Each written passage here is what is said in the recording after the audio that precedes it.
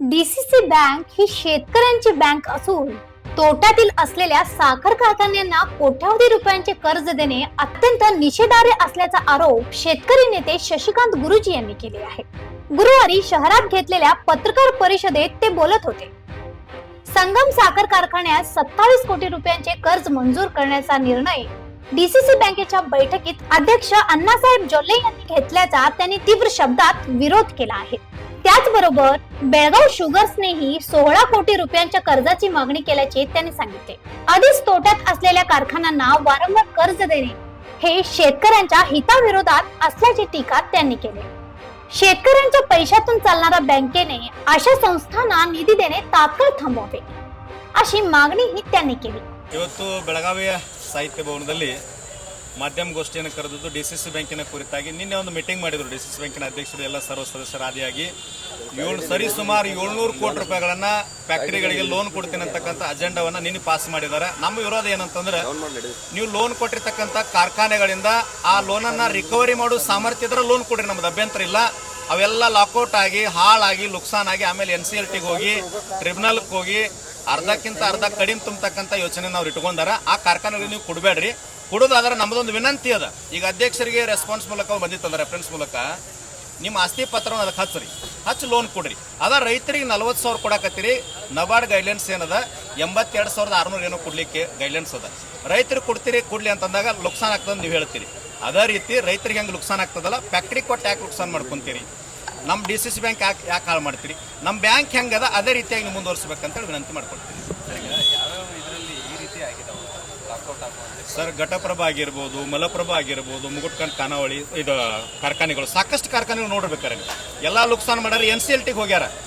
NCLTಗೆ ಹೋಗಿ ಆಮೇಲೆ one time settlement ಮಾಡ್ಕೊಂಡು ನಮ್ಮ DCC ಬ್ಯಾಂಕ್ ಹಾಳು ಮಾಡ್ಲಿಕ್ಕೆ ಅಂಥವ್ರಿಗೆ ಸಾಲ ಕೊಡ್ತಾರೆ. 300 ಕೋಟಿ ರೂಪಾಯಿ ಸಾಲ ಕೊಡ್ಲಿಕ್ಕೆ ಒಂದೇ ಬ್ಯಾಂಕ್ ಬರಂಗಿಲ್ಲ ಸರ್. ಬ್ಯಾಂಕರ್ಸ್ಗಳ ಮೀಟಿಂಗ್ ಆಗಬೇಕು. ಧಾರವಾಡ ಮತ್ತು ಈ ಕಡೆ ಬಿಜಾಪುರ, ಬಾಗಲಕೋಟೆ, ಮಂಗಳೂರು 4-5 ಬ್ಯಾಂಕ್ ಕೂಡಿ 300 ಕೋಟಿ ರೂಪಾಯಿ ಸಾಲ ಕೊಡ್ಬೋದು. ಬ್ಯಾಂಕರ್ಸ್ ಮೀಟಿಂಗ್ ಆಗಬೇಕು. ಇವ್ರು ಒಬ್ಬರ ಅಜೆಂಡಾ ಹೆಂಗೆ ಪಾಸ್ ಮಾಡ್ಲಿಕ್ಕೆ ಹೋಗ್ತಾರೆ? ಸಾಧ್ಯ ಇಲ್ಲ ಸರ್. 700 ಕೋಟಿ ಕೊಡ್ಲಿಕ್ಕೆ ತಯಾರು ಮಾಡ್ಕೊಂಡಿದ್ದಾರೆ ಸರ್. 700 ಕೋಟಿ ಕೊಟ್ಟರು ಅಂತಂದ್ರೆ 1-2 ಕಂತುಗಳು ಸರಿಯಾಗಿ ವಸೂಲಿ ಇವ್ರು ಮಾಡದೇ ಇದ್ರೆ, ನಿರ್ದೇಶಕರುಗಳು ಅಧ್ಯಕ್ಷರು ಮಾಡದೇ ಇದ್ರೆ ನಾವು DCC ಬ್ಯಾಂಕಿಗೆ ಹೋರಾಟವನ್ನು ಮಾಡ್ತೀವಿ. ಈಗ ಆಸ್ತಿಗಳನ್ನ ಇಟ್ಕೊಂಡು ಮೊನ್ನೆ ಜಯಸಿಂಗ್ ಶೆಟ್ಟಿದು ಏನೇನೋ ಗದ್ದಲಾಯ್ತು ಸರ್. ತಮ್ಮ ಮಾಧ್ಯಮದೊಳಗೂ ಬಂತು. ಯಾರ್ದೋ ಜಮೀನು ಯಾರೋ ತಗೊಂಡಾರ, ಪೊಲೀಸ್ ಫೈರಿಂಗ್ ಜಮೀನು ಅಂತ ಹೇಳಿದ್ರು, ಯಾರೋ ಮತ್ತೊಬ್ಬರು ತಗೊಂಡಾರ, ಜಯಸಿಂಗ್ ಶೆಟ್ಟಿ ಅಂತ ಏನೇನೋ ಗದ್ದಲಿತ್ತು. ಆಮೇಲೆ ಲೋನ್ ರಿಕವರಿ ಆಗ್ಯದ ಅಂತ ಹೇಳಿದ್ರು. ಹಿಂದಿನ ಅಜೆಂಡಾದೊಳಗೆ ಏನಿತ್ತು, ಜಯಸಿಂಗ್ ಶೆಟ್ಟಿಗೆ ರಿನ್ಯೂವಲ್ ಲೋನ್ 50 ಕೋಟಿ ಅಂತ ಇತ್ತು. ನಿನ್ನಿದ್ರೊಳಗೆ ಕ್ಯಾನ್ಸಲ್ ಆಗ್ಯದ. ಅಂದ್ರೆ ಅವ್ರಿಗೆ ಹೆಂಗೆ ಬೇಕಂಗೆ ಅನುಕೂಲ ಅವ್ರು ಮಾಡ್ಕೊಳಿಕತ್ತ.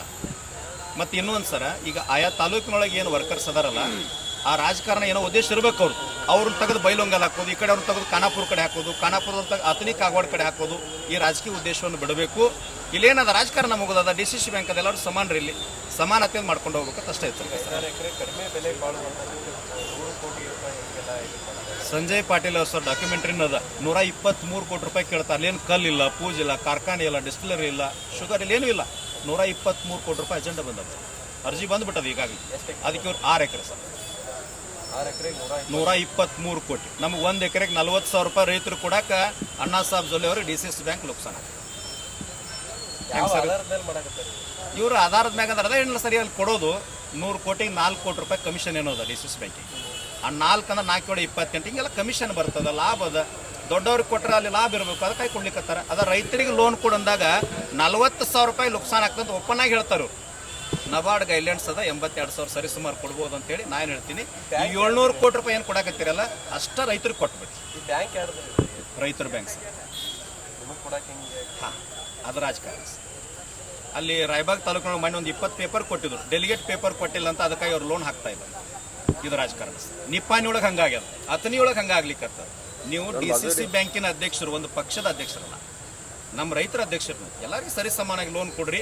ಈ ಲೋನ್ ಕೊಡೋಕೆ ಸರಿಯಾಗಿ ಡಾಕ್ಯುಮೆಂಟ್ ತೋರಿ, ರಿಕವರಿ ಮಾಡಿರಿ. ರಿಕವರಿ ಮಾಡಲಿಲ್ಲ ಅಂದ್ರೆ ನಾವು ಎಲ್ಲರೂ ಕೂಡ ರಿಕವರಿ ಮಾಡ್ತೀವಿ. 100% ಹೋರಾಟ ಮಾಡ್ತೀವಿ ಸರ್, ಹೋರಾಟ ಮಾಡ್ತೀವಿ. ಸರ್ಕಾರನ ಗುರ್ಲಾಪುರ ತರಿಸಿದಂಥ ಬೆಳಗಾಂ ಜಿಲ್ಲಾ ರೈತರ ಶಕ್ತಿ ದೊಡ್ಡದ. ನಾವು ವಿನಂತಿ ಮಾಡ್ಕೊಳ್ತೀವಿ, ಗೌರವ ಕೊಡ್ತೀವಿ. ಅದನ್ನು ನೀವು ದುರುಪಯೋಗ ಮಾಡ್ಕೊಂಡ್ರಿ ಅಂತಂದ್ರೆ ನಾವು ಎಚ್ಚರಿಕೆ ಮೂಲಕ, ಹೋರಾಟದ ಮೂಲಕ ಎಚ್ಚರಿಕೆ ಕೊಡಬೇಕು.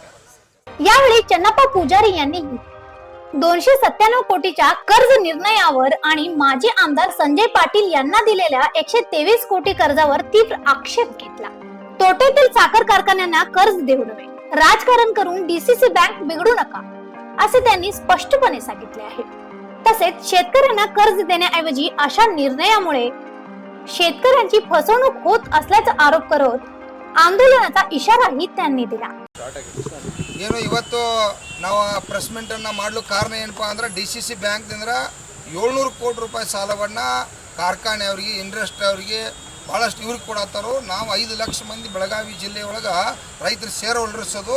ಇವತ್ತು ನಾವು ಆತ್ಮಹತ್ಯೆ ಮಾಡ್ಕೋತು. ಇವ್ರು ಕೇವಲ ಬರೀ 30,000 ರೂಪಾಯಿ ಸಾಲ ಕೊಟ್ಟಾರ ನಮಗೆ. ನಾವು ಎಕರೆಗೆ 1 ಲಕ್ಷ ರೂಪಾಯಿ ಸಾಲ ಕೊಡ್ರಿ ಅಂತೇಳಿ ಈಗಾಗಲೇ ರಾಜ್ಯ ಸರ್ಕಾರಕ್ಕೆ ಕೇಂದ್ರ ಸರ್ಕಾರಕ್ಕೆ ಒತ್ತಾಯ ಮಾಡಿದ್ದು, DCC ಬ್ಯಾಂಕು ಒತ್ತಾಯ ಮಾಡಿದ್ದು. ಇವ್ರು ಇನ್ನೂ 20,000 ರೂಪಾಯಿ ಏರ್ಸತ್ತಿಲ್ಲ. ಈಗ 700 ಕೋಟಿ ರೂಪಾಯಿ ಸಾಲ ಇವತ್ತು ಬ್ಯಾಂಕ್ ಉಳಿಬೇಕಂತೇಳಿ ಸಾಲ ಕೊಡತ್ತಾರ. ಅದೇ ಸಾಲ 700 ಕೋಟಿ ರೂಪಾಯಿ 9% ಕೊಡ್ತೀರಾ ನಮ್ಮ ರೈತರಿಗೆ ಕೊಡ್ರಿ. ನಮ್ಮಲ್ಲಿ 5 ಲಕ್ಷ ಮಂದಿಕ್ಕಿಂತ ಹೆಚ್ಚು ರೈತರದಾರ. ಇನ್ನು ಅವ್ರಿಗೆ ಸಾಲ ಕೊಡ್ರೆ ನಾವು 9% ದನ ಆಕಾರ ಭೂಮಿ ಅನ್ನ ಡೆವಲಪ್ಮೆಂಟ್ ಮಾಡೋಕ್ಕಾಗಿ ನಾವು ಮಾಡಿ ತುಂಬ್ತು ಅದನ್ನ ರೊಕ್ಕ. ಈ ಕಾರ್ಖಾನೆಯವ್ರು ಕೊಯ್ಟ್ನೆ, ಮತ್ತೊಬ್ರು ಕೊಯ್ಟ್ನೆ, ನೀವೆಲ್ಲ ರಾಜಕಾರಣಿಗಳು ಅದನ್ನೆಲ್ಲ ಕೂಡ ನಾಳೆ ಡಬ್ ಹಾಕಿನೇ. ಅದಕ್ಕೆಲ್ಲ ನಮಗೆ ಬೇಕಾಗಿಲ್ಲ.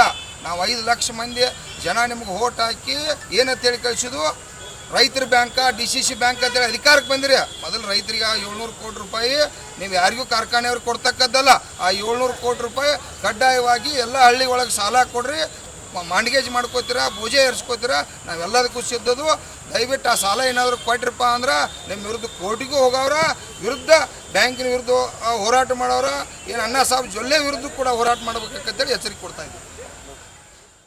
या पत्रकार परिषदेला प्रेम चौगला, प्रकाश उमराणी, शिवानंद मेक्कडकी, शिवानंद मुगळे यांच्यासह अनेक जण उपस्थित होते.